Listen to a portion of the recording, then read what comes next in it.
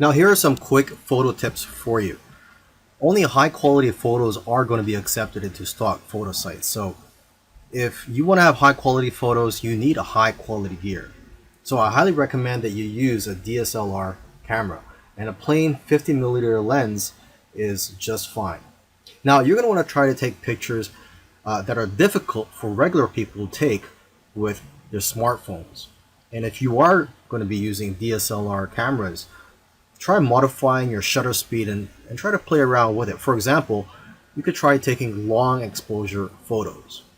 Long exposure photos tend to sell more. When you're taking these pictures, make sure that there's a concept behind the photo. You have to try to capture photos with intention, and also try to make your photos socially relevant.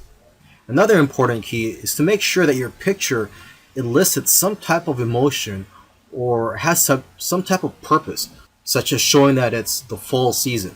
Now, photos that do well are in the niches related to food, health, beauty, fitness, money, and business.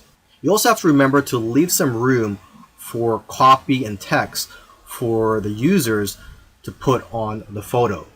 And you should know that photos are not going to be accepted if there are brands, names, or license plates in the background. And if you have models in your photos, they will have to sign a release form.